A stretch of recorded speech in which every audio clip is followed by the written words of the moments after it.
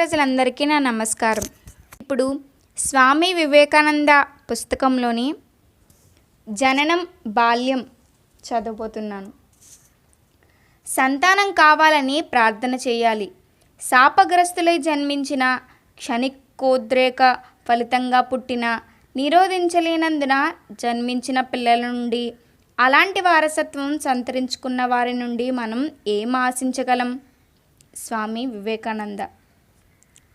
నా జననం కోసం నా తల్లిదండ్రులు ఏళ్ల పర్యంతం నోములు నోచి ప్రార్థనలు చేశారు.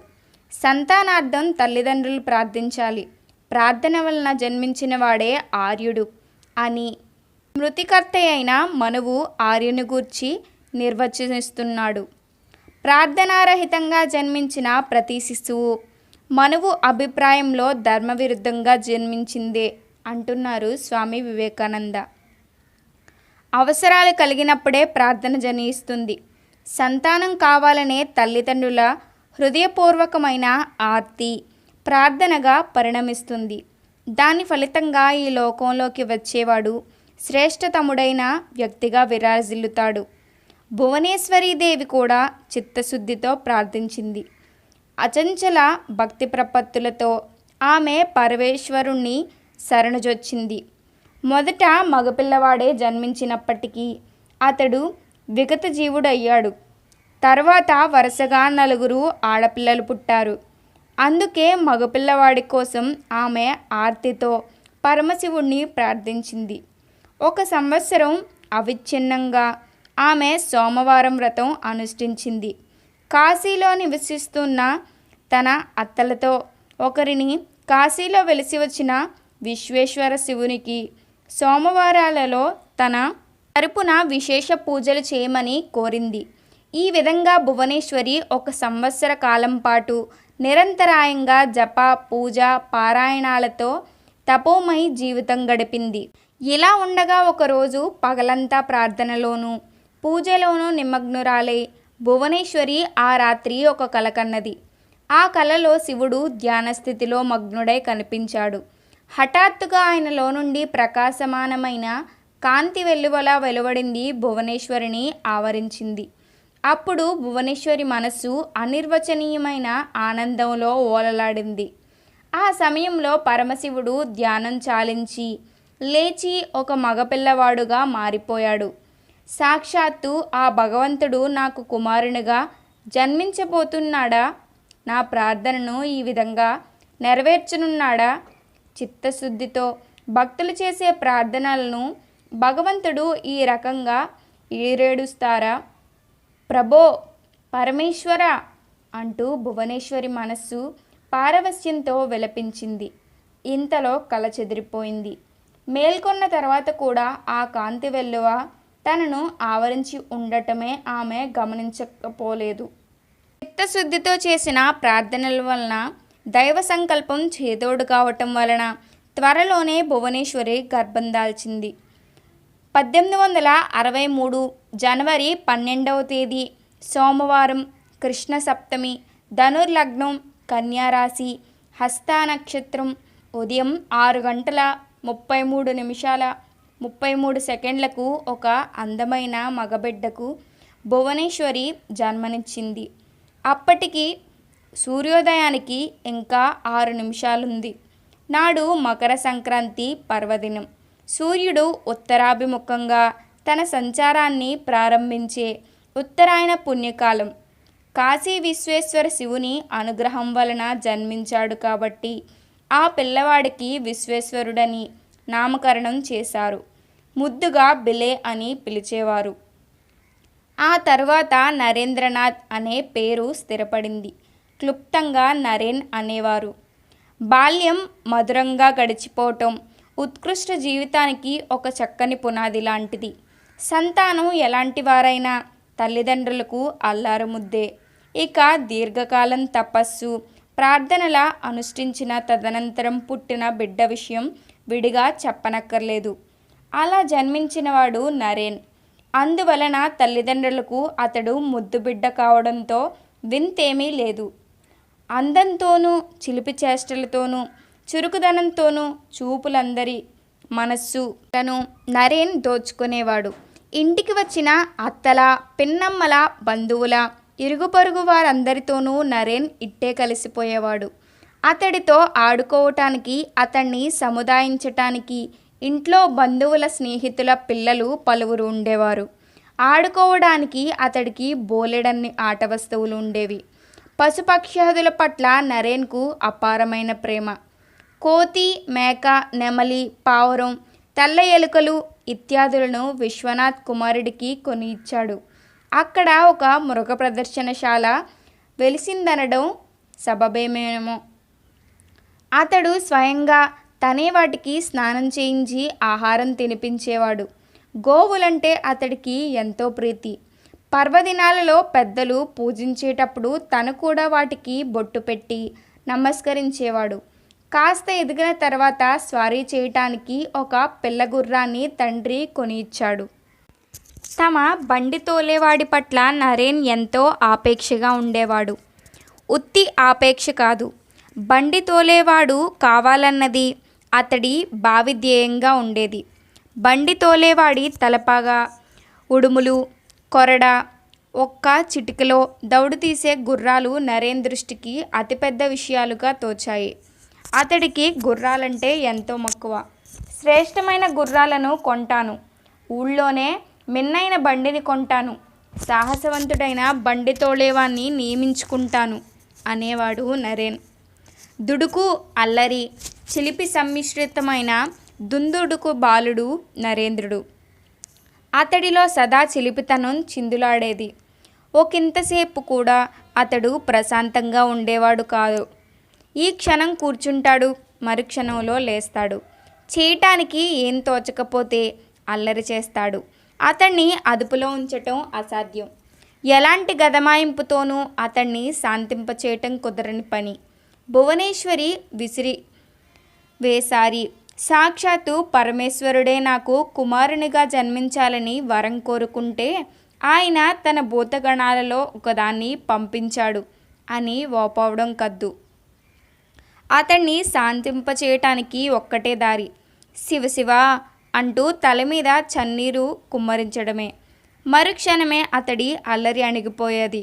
అతడి అల్లరితో విసిగిపోయే భువనేశ్వరి ఒక్కోసారి, ఇదిగో చూడు బిలే, ఇలా అల్లరి పిల్లవాడిగా తయారయ్యావంటే పరమేశ్వరుడు నిన్ను కైలాసానికి రానివ్వడు అని బెదిరించగానే నరేంద్రుడి అల్లరి మటుమాయమయ్యేది.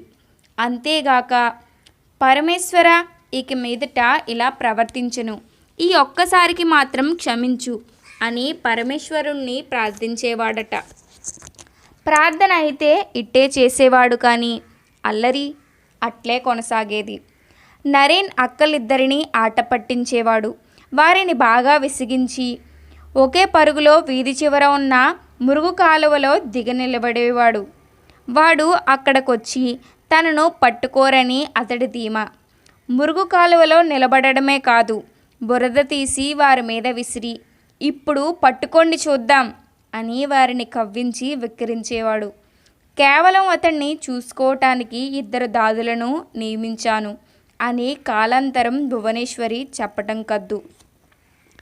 పళ్ళెంలో మిఠాయిలు తెచ్చి పిల్లలందరికీ పంచిపెట్టడానికి వచ్చేవారు. నరేంద్రుడు తన వంతు మిఠాయిని పుచ్చుకొని కాస్త రుచి చూసేవాడు. ఆ మిఠాయి నచ్చితే తాను రుచి చూసిన మిఠాయిలో మిగిలిన దాన్ని పళ్ళెంలోని మిఠాయిల మీద ముక్కలు చేసి చల్లేవాడు. ఆ తర్వాత మిఠాయి అంతా ఎంగిలైపోయింది, ఎవరు తింటారు ఈ మిఠాయిల్ని అంటూ చిలిపిగా అందరి వంక చూసేవాడు. అతడు అనుకున్నట్లే జరిగేది. మిఠాయిలు తినటానికి ఎవరూ ముందుకు వచ్చేవారు కారు. అప్పుడు తనకు కావలసినంత తీసుకొని తినేవాడు. తల్లి ఒడిలోనే బిడ్డ విద్యాభ్యాసానికి శ్రీకారం చుట్టబడుతుంది. తల్లి పాలతో పాటు ఆమెలోని సద్గుణాలు, ఉన్నతాదర్శాలు గ్రోలడమే బిడ్డకు విద్యాభ్యాసంగా పరిణమిస్తుండటం అతిశయోక్తి కాదు. తల్లి తన బిడ్డను పెంచే తీరు అతడి భవిష్యత్తును నిర్ణయించటంలో ప్రధాన పాత్ర వహిస్తుంది. నరేంద్రుడి తల్లి అతడికి గరిపిన విద్య సాటిలేనిది. జీవితంలో నేను సాధించినవన్నింటినీ నా తల్లికి రుణపడి ఉన్నాను అనేవారు కాలాంతరంలో స్వామి వివేకానంద.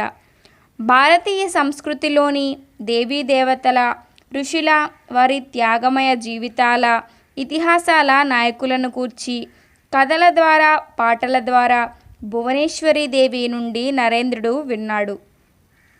ముఖ్యంగా ఆమె చెప్పిన రామాయణ, మహాభారత కథలు అతడి హృదయంలో చెరిగిపోని ముద్ర వేశాయి. తను, బామ్మ, ఆమె అమ్మ వద్ద అనేక భాగవతుల కథలు కూడా నరేంద్రుడు విన్నాడు. ఆ రోజుల్లో వీధి గాయకులు చారిత్రక సత్యాలను, తత్వాలను, సాహసోపేత వీరగాథలను సరళమైన గ్రామ్య పాటల రూపంలో గానం చేస్తూ భిక్షాటన చేసేవారు. నిరక్షరాస్యులైన గ్రామస్తులకు, చిన్నపిల్లలకు ఈ పాటలు ప్రాథమిక విద్యలో ఒక ముఖ్య అంశంగా చోటు చేసుకున్నాయి. కొన్ని సమయాల్లో ఒంటరిగాను, కొన్ని సందర్భాల్లో ఒక బృందంగాను కృష్ణుని వేషం దాల్చి దేవి చిత్తరువును చేతుల్లో ఉంచుకొని వచ్చేవారందరినీ నరేంద్రుని కోసం తమ ఇంటి ప్రాంగణంలోకి పిలిపించి భువనేశ్వరిని పాడమని కోరేది. ఆడుతూ పాడుతూ ఉన్న వారి ముందు నిశ్చలంగా కూర్చొని వారి ఆటపాటలు చూసి విని నరేంద్రుడు ఆనందించేవాడు. రోజు ఇంట్లో మధ్యాహ్నం పూట రామాయణ, మహాభారతాలు పారాయణ చేసేవారు. ఆ సమయాల్లో కూడా తన చిలిపి చేష్టలు కట్టిపెట్టి నరేంద్రుడు ప్రశాంతంగా కూర్చొని వినేవాడు. ఇలా తాను విన్న కథలను తమ్ముళ్లకు, చెల్లికి చెప్పి నరేంద్రుడు వారిని ఆనందింపచేసేవాడు. అందరూ ఒకే చోట పడుకునేవారు. మొదట నరేంద్రుడు, తర్వాత మహేంద్రుడు, సోదరిమణులు, నాయనమ్మ, అమ్మ ఈ వరుసలో పడుకునేవారు. కొన్ని సమయాల్లో నరేంద్రుడు ముఖాన్ని దిండులో పెట్టి బోర్లా పడుకునేవాడు. అన్నయ్య, ఒక కథ చెప్పవా అని మహేంద్రుడు అడిగితే తలవు వెళ్ళకిలా తిరిగి కథ చెప్పనారంభించేవాడు. ఒక ఊళ్ళో ఒక వృద్ధురాలు ఉండేది. ఆమె ఒక మేకను పెంచుతూ వచ్చింది. ఒకరోజు ఆ మేక మీద కన్ను వేసిన దొంగ ఒకడు దానిని కాచేసి దాని మాంసం వండుకొని హాయిగా తిన్నాడు. సంగతి ఎలాగో పసిగట్టి ఆ వృద్ధురాలు ఆ దొంగతో దెబ్బలాడింది. అందుకు ఆ దొంగ, నాయనమ్మ, నీ మేకను నేను కాజేశానని అనుకుంటున్నావా? లేదు, నేను దొంగలా కనిపిస్తున్నానా? ఆ మేక ప్రస్తుతం పునర్జన్మ పొందింది. పక్క ఊళ్ళో ఒక ముల్లాగా పుట్టింది. కావాలంటే వెళ్ళి చూసిరా అన్నాడు. మేకను కట్టి తీసుకురావటానికి ఒక తాడుతో సహా ముసలమ్మ తిన్నగా ఊరికి వెళ్ళింది. ఆ సమయంలో ముల్లా ఒక పంచాయతీ జరుపుతున్నాడు. ఆ ముల్లా నల్లగా ఉన్నాడు. మేక కూడా నలుపే. ఆ పంచాయతీతో ఒక గొర్రె కాపరి కూడా ఉన్నాడు. వీటన్నింటినీ తరిచి పరికించిన ఆ వృద్ధురాలు దొంగ చెప్పింది నిజమేనని నిశ్చయించుకుంది. వెంటనే తాడు చేత పుచ్చుకొని ముల్లా వద్దకు వెళ్ళింది. తాడును ముల్లా ముందు ఆడిస్తూ ఉర్ అర్రే మేమే రా రా అనసాగింది. ముల్లాకు ఏమీ అర్థం కాలేదు. ఆగ్రహంతో అతడు, పిచ్చిదానిలా ఎందుకు ప్రవర్తిస్తున్నావు అని వృద్ధురాల్ని గద్దించాడు. అప్పుడు జరిగిందంతా ఆ వృద్ధురాలు పూసగుచ్చినట్లు ముల్లాకు వివరించి చెప్పింది. ముసలమ్మను ఆ దొంగ మోసగించాడని ముల్లా గ్రహించి వాణ్ణి పట్టుకొని తగిన శిక్ష విధించాడు. అన్నయ్య, మరో కథ అనేవాడు మహేంద్రుడు. అలా అడగడమే తరువాయి నరేన్ ప్రారంభించేవాడు. చేతుల నీడను గోడ మీద పడలా చేసి ఆ నీడలతో అనేక ఆకృతులు కల్పించటంలో కూడా నరేంద్రుడు సిద్ధహస్తుడు. చెల్లి, తమ్ముళ్ళు అలా చేసి చూపమని నరేంద్రుణ్ణి అడగటం కద్దు. వెంటనే ఒక దీపం తీసుకొని వెలుగు గోడ మీద పడేలా దానిని అమర్చేవాడు. తరువాత తన చేతులను గోడకు దీపానికి మధ్య ఉంచి చేతులను వేళ్లను విచిత్రంగా వంచి తిప్పి దుర్గా, సరస్వతి, లక్ష్మీ, గణపతి, ఎగిరే గబ్బిలం, గుర్రపు స్వారీ చేస్తున్న వీరుడు వంటి ఆకృతులను కల్పించి చూపేవాడు. ఈ ప్రక్రియలో నరేంద్రుడి ప్రతిభ మెచ్చుకోదగ్గదే అయినప్పటికీ చూపరులు కూడా తమ కల్పనాశక్తికి కాస్త పదును పెట్టుకోవాల్సింది ఉండేది. తల్లి నుండి, వీధి గాయకుల నుండి ఇతరత్ర విన్న రామాయణ కథ, సీతారాముల ఆదర్శం నరేంద్రుడి హృదయంలో గాఢంగా పాతుకుపోయాయి. పూజా మందిరంలో దేవీదేవతల ముందు పెద్దలు కళ్ళు మూసుకొని ధ్యానం చేస్తూ కూర్చోవడం చూసినప్పుడు నరేంద్రునికి కూడా అలా ధ్యానం చేయాలనే ఆసక్తి జనించింది. కాబట్టి మిత్రుడైన హరితో కలిసి ఒక సీతారాముల బొమ్మను కొన్నాడు. ఇంట్లో మామూలుగా అంతగా ఎవరు వెళ్ళని మేడ మీద ఒక గదిని ఎంచుకున్నాడు. గది లోపలికి వెళ్ళి గడియ పెట్టుకొని సీతారాముల బొమ్మను ఒక చోట అమర్చి దాని ముందు వారిద్దరూ కూర్చొని ధ్యానం ప్రారంభించారు. చాలాసేపటి దాకా వారిద్దరూ కనబడకపోవటంతో ఇద్దరి ఇళ్లవారు వారి కోసం వెతకనారంభించారు. అనేక చోట్ల వెతికిన తర్వాత ఆ గది వద్దకు వచ్చారు. తలుపు తట్టారు. బదులు లేదు. దాంతో తలుపులు బద్దలు కొట్టడానికి ప్రయత్నించారు. బయట ఏవేవో శబ్దాలు, తలుపులు బద్దలు కొట్టే ధ్వని హరి మాత్రం విన్నాడు. వారు తలుపులు బద్దలు కొట్టి గదిలోకి రాగానే హరి పలాయనం చిత్తగించాడు. కానీ నరేంద్రుడు మాత్రం కళ్ళు మూసుకొని కూర్చునే ఉన్నాడు. ఎంత పిలిచినా లేవలేదు. తర్వాత గట్టిగట్టిగా తట్టి లేపినప్పుడే అతడికి బాహ్యస్మృతి కలిగింది. అతడు కళ్ళు తెరిచి, నన్నెందుకు విసిగిస్తున్నారు? నన్ను ఏకాంతంగా వదిలిపెట్టండి అన్నాడు. అలవాటుకు మారుగా నిర్బంధం, ఒత్తిడి అతడి మాటల్లో ధ్వనించాయి. ఒక రకంగా విస్తుపోయిన వారు ఏం అనడానికి పాలుపోక అక్కడి నుంచి వెళ్ళిపోయారు. నరేంద్రుని ధ్యానం వయస్సుకు మించిన సాధనగా వారికి తోచింది. నరేంద్రుడు ఆంతరిక చైతన్యంలో లయించిపోగల సమర్థుడని పై సంఘటన చెప్పక చెబుతుంది. అప్పుడు అతడి వయస్సు 7 ఏళ్ళు. శ్రీరాముడు పాటించిన ఏకపత్ని వ్రతం ఆదర్శము. ఒక ఆదర్శప్రాయమైన సతీమణిగా జీవించిన సీత చిత్తరువు నరేంద్రుడి హృదయంలో చెరగని ముద్ర వేశాయి. ఇలాంటి ఆదర్శప్రాయమైన జీవితం గడపడమే అత్యుత్తమ లక్ష్యమని అతడు విశ్వసించాడు. కానీ ఒకరోజు బండి తోలేవాడితో మాట్లాడుతున్నప్పుడు తన వైవాహిక జీవితంలో ఎదుర్కొంటున్న శ్రమలను, కష్టాలను ఆ బండివాడు ఏకరువు పెట్టడం తటస్థించింది. చివరికి వైవాహ జీవితం నిరర్ధకమని కూడా అతడు తేల్చి చెప్పాడు. అలా అయితే నరేంద్రుడి ఆలోచన గిర్రున తిరిగింది. శ్రీరాముడు కూడా వివాహితుడే కదా, నిరర్ధకమైన వివాహం చేసుకున్న ఆయన నాకెలా ఆరాధనీయుడవుతాడు అనుకున్నాడతను. అంతే, తనను నిగ్రహించుకోలేకపోయాడు. బోరన విలపిస్తూ ఒక్క పరుగులో వెళ్ళి అమ్మ ఒడిలో వాలిపోయి తన సమస్యను చెప్పాడు. దానికే నాయనా, నువ్వు శ్రీరాముణ్ణి ఆరాధించవద్దు, శివుణ్ణి ఆరాధించవచ్చు కదా, ఆయన త్యాగమూర్తి కదా అని సమయోచితంగా జవాబిచ్చింది భువనేశ్వరి. ఈ జవాబు నరేంద్రుడికి బాగా నచ్చింది. పరిగెత్తుకుంటూ పోయి మేడ మీద తన గదిలో అమర్చి ఉంచిన సీతారాముల విగ్రహాన్ని విసిరిపారేశాడు. మర్నాడే శివుని విగ్రహాన్ని తెచ్చి సీతారాముల విగ్రహం ఉంచిన అదే చోట అమర్చి దాని ముందు కళ్ళు మూసుకొని కూర్చొని ధ్యానం చేయనారంభించాడు. ఏదైనా ఒక విషయం తీసుకుంటే దాన్ని అంతు తేల్చేదాకా దానిలో లీనమైపోవటం అనే నిశ్చల బుద్ధి చిన్ననాడే నరేంద్రుడిలో స్వస్థ సిద్ధంగా పాతుకుపోయింది. సీతారాముల విగ్రహాన్ని విసిరివేసినప్పటికీ రామాయణం పట్ల, సీతారాముల ఆదర్శాల పట్ల, ఆంజనేయ స్వామి పట్ల ఉన్న గాఢాభిమానం మాత్రం చెక్కు చెదరలేదు. చుట్టుపక్కల ఎక్కడ రామాయణ కాలక్షేపం జరిగినా నరేంద్రుడు అక్కడ హాజరు కావలసిందే. ఒక్కరోజు రామాయణ కథ చెబుతున్న పండితుడు ఆంజనేయుడు అరటి తోటల్లో నివసిస్తూ ఉంటాడని చెప్పాడు. ఈ మాట నరేంద్రుని పసి మనస్సులో గాఢంగా హత్తుకుపోయింది. అతడు తిన్నగా ఆ పండితుణ్ణి సమీపించి, అయ్యా, మీరు చెప్పింది నిజమేనా? అరటి తోటకు వెళితే ఆంజనేయుణ్ణి చూడవచ్చా అని అడిగాడు. ఆ బాలుడికి ఏదో ఒక జవాబు సర్ది చెప్పాలి కదా అనుకుని ఆ పండితుడు, తప్పకుండా, నువ్వు వెళితే ఆయనను చూడవచ్చు, ప్రయత్నించి చూడు అన్నాడు. ఇంటికి తిరిగి వస్తున్నప్పుడు సమీపంలో అరటి తోట ఉందన్న విషయం నరేంద్రునికి చటుక్కున జ్ఞాపకం వచ్చింది. అందువల్ల తిన్నగా ఆ అరటి తోటకు వెళ్ళాడు. అక్కడ ఆంజనేయుని కోసం వేచి ఉన్నాడు. చాలాసేపు వేచి ఉన్నప్పటికీ ఆంజనేయుడు రాలేదు. నిరాశ నిస్పృహలతో వాడిపోయిన ముఖంతో ఇంటి ముఖం పట్టాడు.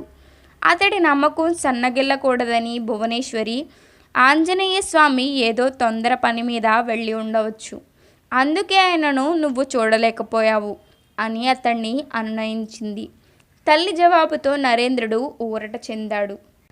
మరొక రోజు ఇంకెవరో, ప్రతి మనిషి చేతలను భగవంతుడు పరిశీలిస్తూ ఉంటాడు అనటం నరేంద్రుడు విన్నాడు.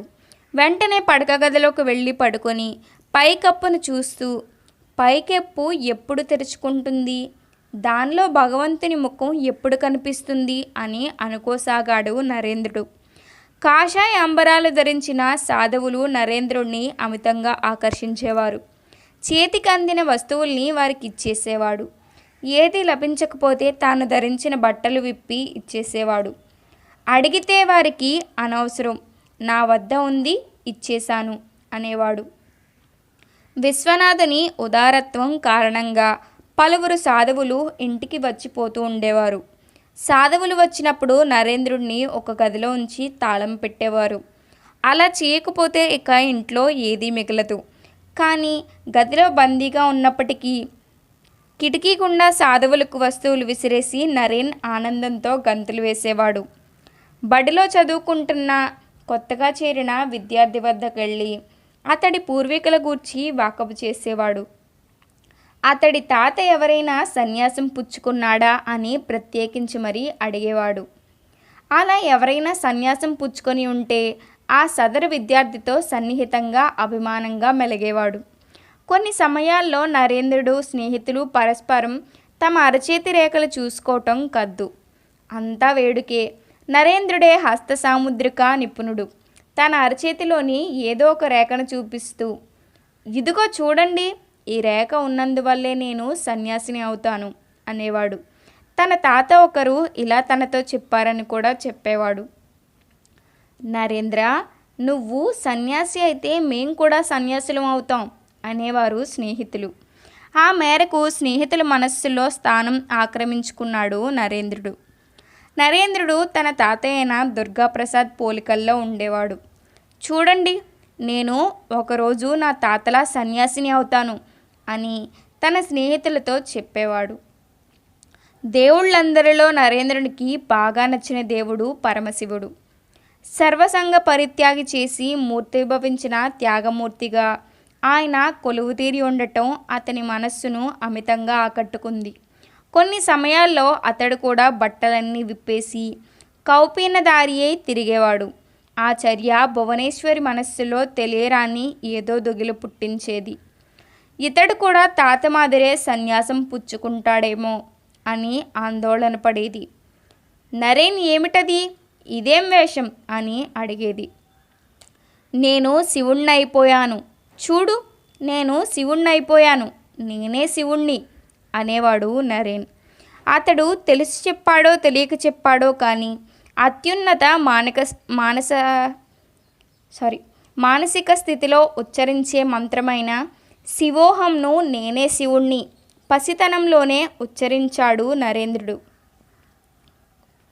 మేడ మీద గదిలో శివుని విగ్రహం ముందు కూర్చున్నప్పుడల్లా నరేంద్రునికి అప్పుడప్పుడు తల్లి చెప్పే మాటలు జ్ఞాపకానికి వచ్చేవి. తన భూతగణంలో శివుడు ఒక భూతాన్ని బహిష్కరించినట్లు ఆ భూతమే అతడని ఆమె చెప్పటం నరేంద్రుడిని దీర్ఘాలోచనకు గురిచేసింది. అయితే నేనేదో తుంటరి పని చేసినందుకు, ఏదో తప్పు చేసినందుకు శివుడు నన్ను పంపించేశాడా అనే సందిగ్ధము అతడి మనస్సులోంచి తొలచివేశాయి. తక్షణమే అమ్మ వద్దకు పరుగున వెళ్ళి, అమ్మా, ఏమిటో తెలియడం లేదు, నేను ఎన్నడో సన్యాసినై ఉండి ఉంటానని అనిపిస్తుంది. తప్పులు చేయకుండా అల్లరి చేయకుండా ఉంటే శివుడు మళ్ళీ నన్ను స్వీకరిస్తాడా అని అడిగేవాడు. అందుకు భువనేశ్వరీదేవి అవును అని టక్కున జవాబిచ్చేది. కానీ నరేంద్రుడి ప్రశ్న భువనేశ్వరీదేవి మనస్సును కలవరపరిచేది. ఇతడు కూడా శివాన్వేషణలో సన్యాసి అయిపోతాడా అనే దిగులు ఆమెలో చోటు చేసుకుంది.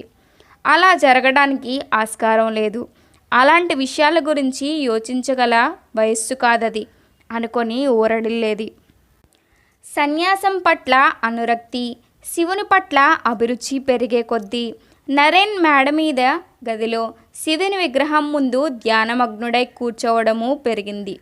ఇంటి పెద్దల్లో ఒకరు ఒకరోజు నరేన్తో, దీర్ఘకాలం ధ్యానం చేస్తే శిరోజాలు పెరిగి పొడవుగా జడలు కట్టి మర్రి చెట్టు ఊడల్లా భూమిలోకి దిగిపోతాయి అన్నాడు. వెంటనే నరేంద్రుడు వెళ్ళి ధ్యానంలో కూర్చుండిపోయాడు. మధ్య మధ్యలో వెనకకు తిరిగి శిరోజాలు పెరిగి భూమిలోకి దిగిపోతున్నాయా అని చూసుకోసాగాడు. అలాంటిదేమీ జరగలేదు. వెంటనే తల్లి వద్దకు పరిగెత్తి ఎందుకు అలా జరగలేదని అడిగాడు. అందుకు భువనేశ్వరి, ఒక్క రోజులో అలా జరగదు, అందుకు అనేక నెలలు అనేక సంవత్సరాలు పడుతుంది అని జవాబిచ్చింది. నరేంద్రుని ధ్యానాభ్యాసం కొనసాగింది. కొన్ని సమయాల్లో మైమరిచి ధ్యానంలో మగ్ధుడవటం కద్దు. ఒకరోజు స్నేహితులతో కలిసి ధ్యానం చేస్తున్నాడు. అప్పుడు హఠాత్తుగా అక్కడకు ఒక నల్లతాచుపాము పాక్కుంటూ వచ్చింది. పామును చూడగానే మిత్రులు పలాయనం చేశారు. ఒకిద్దరు దూరంగా పోయి అతన్ని పిలిచారు. నరేంద్రుడిలో చలనం లేదు. పరుగెత్తుకెళ్ళి ఇంటివారితో విషయం చెప్పారు. వారు మేడ మీదకి వెళ్ళి చూసేసరికి నరేన్ నిశ్చలంగా కూర్చొని ఉన్నాడు. అతడి ముందు పాము పడగ విప్పి నిలబడి ఉంది.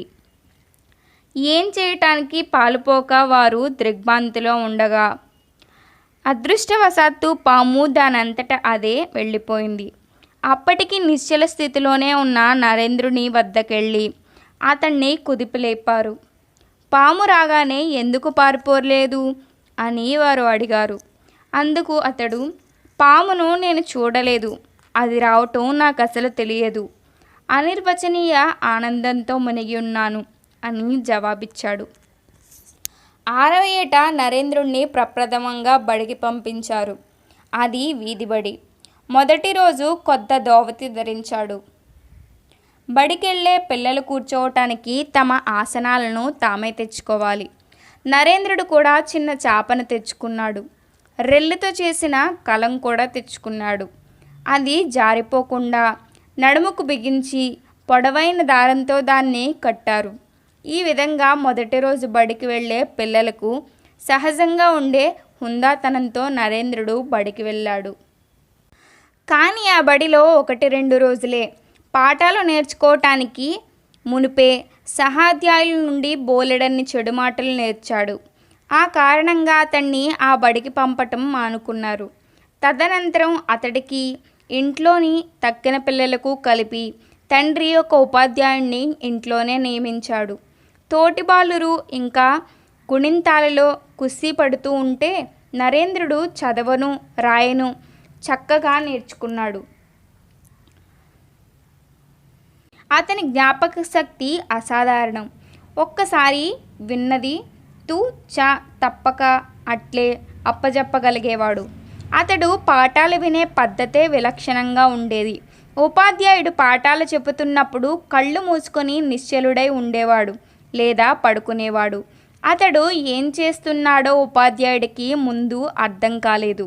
నిద్రపోతున్నాడని నిశ్చయించి అతన్ని తట్టిలేపి పాఠాలు చెబుతున్నప్పుడు నిద్రపోతున్నందుకు చివాట్లు పెట్టాడు. ఆ చివాట్లన్నీ మౌనంగా విని ఉపాధ్యాయుడు బోధించిన పాఠాలన్నీ తూచా తప్పక అప్పచెప్పేవాడు. అతడి అసాధారణ జ్ఞాపక శక్తిని చూసి ఉపాధ్యాయుడు దిగ్భ్రమ చెందాడు. ఇంత చిన్నతనంలో ఇంతటి సూక్ష్మబుద్ధి జ్ఞాపక శక్తి నరేంద్రుడు సంతరించుకోవటం గమనించిన బంధువు ఒకరు అతడికి ముగ్ధబోధ అనే సంస్కృత వ్యాకరణం, వారి వంశవృక్షం, రామాయణ మహాభారతాల్లోని ముఖ్య ఘట్టాలు మొదలైనవి నేర్పించాడు. ప్రతిరోజు రాత్రి ఆ బంధువు నరేంద్రుడు నిద్రించటానికి ముందు అమర శ్లోకాలను చెప్పి అమరకోశాన్ని చాలా వరకు బాలుడిచే కంఠస్థం చేయించాడు. నరేంద్రునికి సంస్కృతంలో ప్రత్యేకమైన ఆసక్తి జనించటానికి ఇదొక కారణం. ఒక సంవత్సరంలో నరేంద్రుడు సంస్కృతంలో చక్కని ప్రావీణ్యం గడించటమే కాకుండా రామాయణ మహాభారతాల్లో కొన్ని భాగాలను కంఠస్థం చేశాడు. ఒకసారి వీధి గాయకుల బృందం ఒకటి అతడి ఇంటి ముందుకు వచ్చి రామాయణ గీతాలు పాడినప్పుడు వాటిలో దొర్లిన దోషాలను ఎత్తిచూపి సవరించేటంతటి ప్రతిభ అంత చిన్నతనంలోనే నరేంద్రుడు పుణికిపుచ్చుకోగలిగాడు. నరేంద్రుని 6వ ఏట అతని పినతాతయ్య అయిన కాళీప్రసాద్కు అవసాన కాలం సమీపించింది.